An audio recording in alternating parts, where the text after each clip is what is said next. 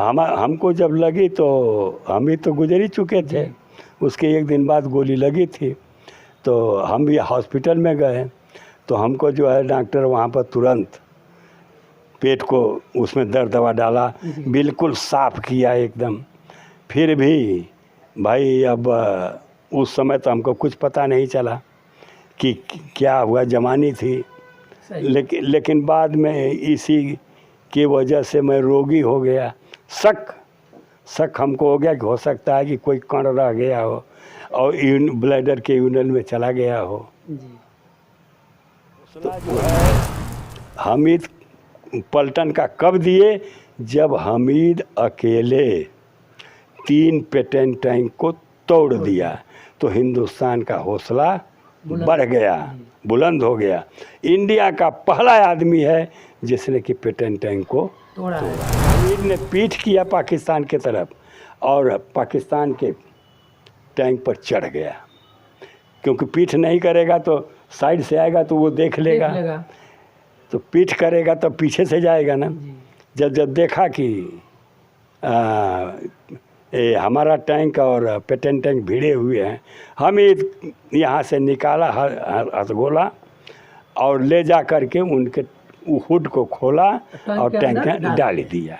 वो ऐसे भुनगा में गए तो हामिद ने यही बोला कि सुन गणेश, जितना तूने ट्रेनिंग सेंटर में सीखा है उसको अगर ध्यान में रखकर लड़ाई लड़ेगा तब तो जिंदा धामूपुर फिर जाएंगे, नहीं तो वरना होगा। तो उसमें हम लोग नहीं जा पाए क्योंकि नए थे। अब्दुल हमीद हमारा साथी जो था वो लड़ा, 62 की लड़ाई में उन्होंने लड़ा क्योंकि पहले के भर्ती हैं, 54 के भर्ती थे। तो जब तक सोल्जर पक्का नहीं हो जाता जान को खतरा। थे चंडीगढ़ और हमीद थे अम्बाला। तो हमको पहले जाना था चाइना बॉर्डर तरफ, लेकिन हमारे पास गाड़ियाँ बहुत ज़्यादा थी। हमीद की रेजिमेंट में गाड़ियाँ कम थी, तो हुआ कि कम से कम 150 गाड़ी उनको दे दो। हाँ 150 गाड़ी हामिद की पलटन को 4 ग्रेनेडियर को दे दो। तो हमारे पास जोंगा जीपी थी बहुत, क्योंकि चाइना में जाने के लिए बहुत पतला रास्ता था, रोड बना नहीं था, इसीलिए जोंगा जीपी। मैं बंसराज यादव और आप देख रहे हैं अभिव्यक्ति भारत। मित्रों, आज मैं ऐसे जवान कहा जाए या सैनिक कहा जाए, मैं आज वीर अब्दुल हमीद के गांव में हूं और उन्हीं के साथी हमारे बगल में बैठे हुए हैं जिनका नाम है गणेश पाल जी। और इनकी एक अजब गजब की कहानी है मित्रों, और आप इन्हीं के द्वारा आप सुनिए। मैं चाचा जी आपको सादर प्रणाम करता हूं। चाचा जी, आपका नाम पूरा बताएं। गणेश पाल। अच्छा, ये कौन गांव है? गांव धामूपुर, जनपद गाजीपुर।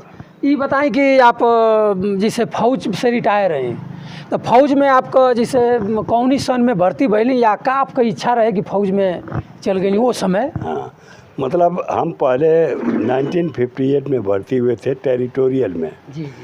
4 साल के बाद हमको 62 में जो है जब चाइना से लड़ाई लगने वाली थी, लड़ाई लगने से पहले हमको प्योर मिलिट्री में कर लिया गया। उनके यकीन हो गया कि ये भागेंगे नहीं, तो हमको कर लिया 62 में पक्के। और 62 में करने के बाद तो ट्रेनिंग की है हम लोग। 62 में चाइना से युद्ध भी हुआ तो उसमें हम लोग नहीं जा पाए क्योंकि नए थे।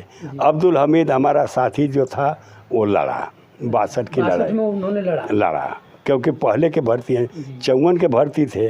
तो जब तक सोल्जर पक्का नहीं हो जाता जान को खतरे में कोई नहीं डालता। तो इसलिए हमीद 54 के भर्ती थे तो उनको 62 में भेज दिया गया। इसके बाद हमारे टाइम में 65 की लड़ाई लड़ी। 65 में हमीद भी लड़े, हम भी बाघा बॉर्डर के तरफ थे। अच्छा। वहाँ पर जो है हम लोग 65 में, अब तालमेल तो हम लोगों का था ही। मैंने 1965 में आप हमीद जी और आप एक साथ में थे? साथ में। और आप लोगों का ट्यूनिंग अच्छी थी? हम लोग छुट्टी आए हुए थे सबसे पहले। अच्छा। और जब लड़ाई लगने वाली थी तो टेलीग्राम उनके पास भी आया, हमारे पास भी आया कि your leave cancel, join the duty. तो जब हम ड्यूटी पर गए तो हम थे चंडीगढ़ और हमीद थे अम्बाला। तो हमको पहले जाना था चाइना बॉर्डर तरफ, लेकिन हमारे पास गाड़ियाँ बहुत ज़्यादा थी। हमीद की रेजिमेंट में गाड़ियाँ कम थी, तो ये हुआ कि कम से कम 150 गाड़ी उनको दे दो। हमीद, हाँ 150 गाड़ी हमीद की पलटन को, 4 ग्रेनेडियर को दे दो। तो हमारे पास जोंगा जीपी थी बहुत, क्योंकि चाइना में जाने के लिए बहुत पतला रास्ता था, रोड बना नहीं था, इसीलिए जोंगा जीप थी हम लोगों के पास, जो अभी यहाँ पर रखी हुई है, पार्क में है। तो यही सब थी हमारे पास। तो हमीद जो है 12:30 बजे रात को हमको बुलाए, क्योंकि मिलिट्री रात को ही मूव करती है। तो जब हम अम्बाला में गए तो हमीद ने यही बोला कि सुन गणेश, जितना तूने ट्रेनिंग सेंटर में सीखा है उसको अगर ध्यान में रखकर लड़ाई लड़ेगा तब तो जिंदा धामूपुर फिर जाएंगे, नहीं तो वरना खाक जाएगी। नहीं खाक जाएगी, राख जाएगी। हमने लड़ा। अफसोस की बात है कि हमीद जी शहीद हुए। हम लोगों को जब पता चला तो बड़ा अफसोस तो हुआ कि गांव का एक नागरिक कम हुआ। और इसके बाद में पता लगाया और पूछा भी हमीद के ड्राइवर से कि हमीद कैसे, थोड़ा सा बड़ा बेकार शब्द प्रयोग किया, कैसे मर गए। ये नहीं पूछना चाहिए था हमको, कैसे शहीद हुए। लेकिन उस समय उतना दिमाग काम, हमीद कैसे, हमारा शेर कैसे मरा, ऐसे मैंने पूछा। तो बोला कि 3 पेटेंट टैंक तोड़ने के बाद। दोस्तों यादव जी एक बात का ख्याल रखिएगा कि पेटेंट टैंक ऐसा हथियार था, अमेरिका का बहुत नाज था, उसी के ऊपर विश्व पर कब्जे करके रखा था कनेडी उस समय था राष्ट्रपति। उसने बोला था कि हिंदुस्तान के प्रति अगर लड़ाई लड़े, क्योंकि नेहरू से दोस्ती थी, तो इसको रण क्षेत्र में मत ले जाना। लेकिन पाकिस्तान की 15 किलोमीटर ज़मीन पर जाकर झंडा गड़ गया था। तो सोचिए कि जम्मू से लेकर कच्छ तक जिसकी 15 किलोमीटर ज़मीन जाएगी और रह कहाँ पाएगा, चैन से कहाँ रहेगा वो चैन से रहेगा एकदम नहीं। तब उसने क्या काम, पेटेंट टैंक जो है पूरा कानून को ताका पर रख करके भेज दिया। 101 पेटेंट टैंक को मार्च कर दिया। अब जम्मू से लेकर कच्छ तक पूरे टैंक चले हैं उसके भी। अब बाघा बॉर्डर पर भी कुछ आएंगे, कुछ खेमकर्ण सेक्टर पर भी जाएंगे, कुछ कच्छ की तरफ भी जाएंगे। तो ऐसे ही पूरे टैंक चले। इसके बाद जो है देखिए हौसला जो है हमीद पलटन का कब दिए, जब हमीद अकेले 3 पेटेंट टैंक को तोड़ दिया तो हिंदुस्तान का हौसला बढ़ गया, बुलंद हो गया। इंडिया का पहला आदमी है जिसने कि पेटेंट टैंक को तोड़ा है। और वो भी कैसे तोड़ा है, 2 तो गोले से तोड़ा है, तीसरा टैंक जो है हथ गोले से तोड़ा है अपने। जब देख लिया कि हमारा टैंक और पाकिस्तान का टैंक दोनों भिड़ा हुआ है ऐसे, तो दोनों का बैरल ऐसे नहीं होने देंगे, ऐसे ऐसे लड़ेंगे। जिसकी चादर कमज़ोर होगी वो टूट जाएगा। अब इसके बाद में हमारा हमीद जो है पीछे की साइड में था पाकिस्तान के, जबकि दुश्मन की तरफ कभी पीठ अथराइज नहीं है, लेकिन हमीद ने पीठ किया पाकिस्तान की तरफ और पाकिस्तान के टैंक पर चढ़ गया। क्योंकि पीठ नहीं करेगा तो साइड से आएगा तो वो देख लेगा। तो पीठ करेगा तो पीछे से जाएगा ना। जब देखा कि हमारा टैंक और पेटेंट टैंक भिड़े हुए हैं, हमीद यहाँ से निकाला हथगोला और ले जा करके उनके हुड को खोला और टैंक में डाल दिया। वो ऐसे भुन गए जैसे मक्की का लावा फूट जाता है। बाहर भी नहीं निकल पाए, सवाल ही नहीं निकलने का। भून दिया। भून के बाद जब खून की धार बह गई, हमीद तो वहाँ से दौड़ा हुआ अपनी जीप पर जा रहा है। आज तब तक चौथे टैंक ने पाकिस्तान वाला देख लिया कि अरे इस साले ने तो हमारे टैंक को बर्बाद करके जा रहा है। उसने मारा गोला, वो दौड़ता हुआ जा रहा था तो बायां बाजू दाहिनी टांग का पता ही नहीं, उड़ा दिया गया।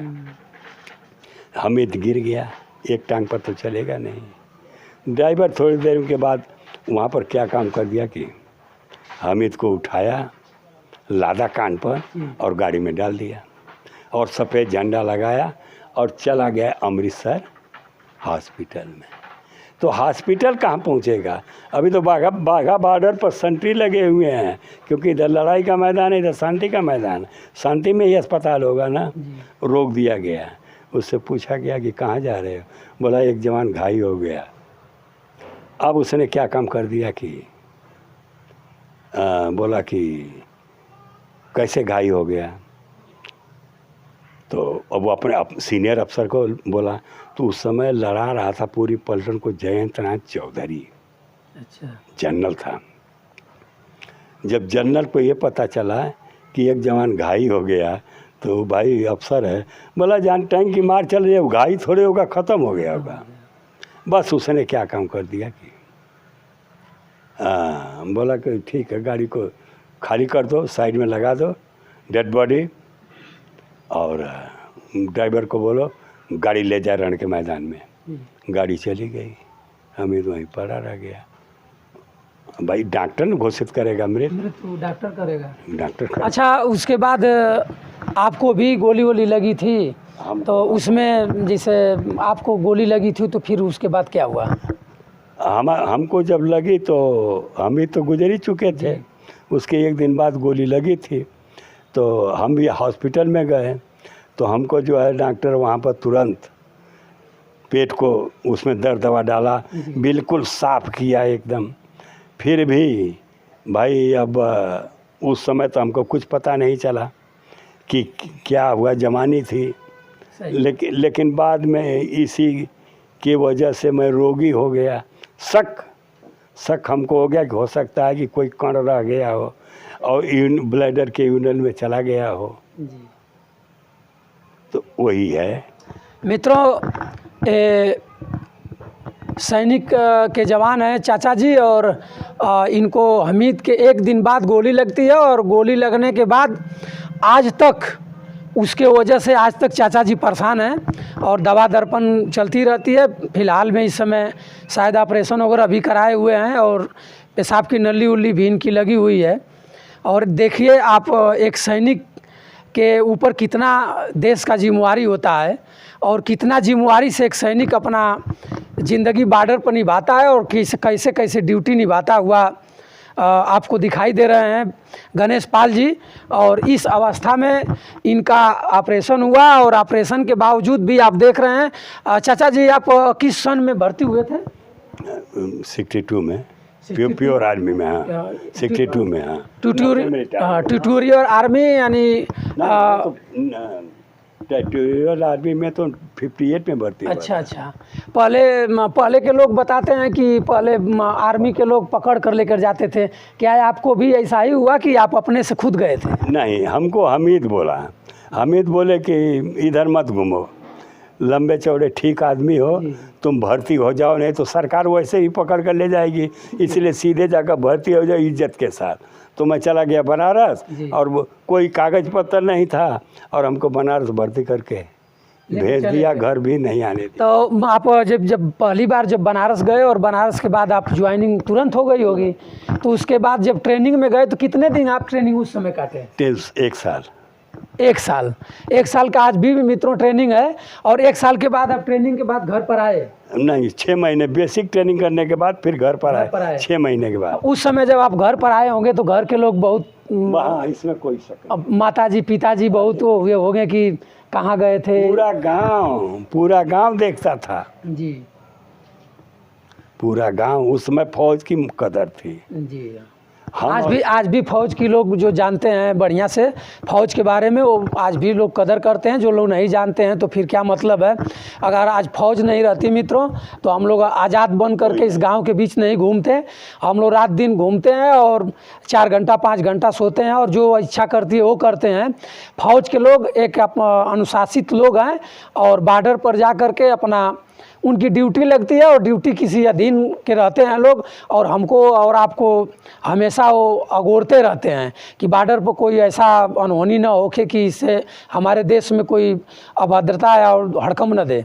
मित्रों वैसे ही में एक जवान हमारे साथ आप जिनको देख रहे हैं 75 वर्ष की उम्र में आज भी पेंशनधारी हैं, और चाचा जी आज भी अपने अंदर से बहुत जगे हुए हैं।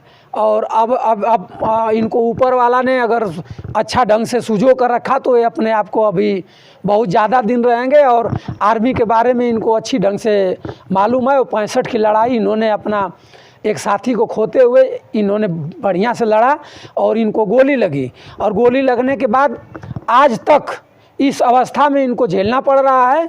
और चाचा जी आज ये बताइए कि आज की आर्मी से और उस समय की आर्मी से बहुत फर्क, बहुत अंतर है, बहुत अंतर जिसको बोलते हैं। उस समय जो है पैदल सेना ही ज़्यादा काम करती थी, आजकल जो है कंप्यूटर काम कर रहा है।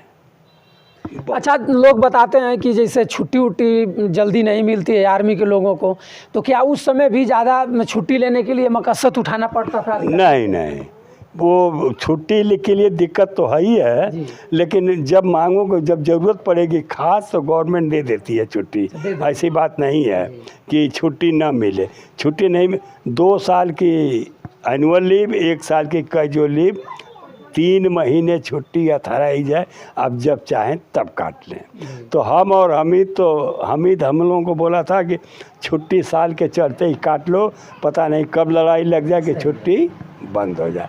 माने मित्रों, उस समय के लोग, उस समय के आर्मी के जवान, सभी लोगों को ये पता था कि हम बॉर्डर पर हैं और कब लड़ाई लग जाएगी, कब हम इस धरती से विदा हो जाएंगे। इन लोगों के जानते हुए ये लोग अपना लड़ाई के मैदान में रत्ती भर पीछे नहीं हटते थे लोग। और आज उसी में के हमीद जी इनके साथी थे, और हमीद जी के आग्रह पर, उनके कहने पर, उनके सजेशन पर चाचा जी ने भी गया है और आज रिटायरमेंट होकर सुरक्षित चाचा जी हैं। और चाचा जी सूबेदार पद से रिटायरमेंट हैं। और चाचा जी आपका कोई मोबाइल नंबर है? है बताइए। 94 52 36 3002। 94 52 36 3002 चाचा जी का मोबाइल नंबर है। जिस मित्र दर्शक बंधु या किसी आर्मी फौज के लोगों को अगर चाचा जी से कोई भी सलाह लेना पड़ जाए, चाहे लेने की इच्छा जम जाए, तो इस नंबर पर चाचा जी को आप कॉल करेंगे तो चाचा जी फ़ोन उठा करके आपको सलाह दे सकते हैं। इसी के साथ मैं आपका सभी दर्शक बंधुओं का, बंसराज यादव का सादर प्रणाम करता हूँ।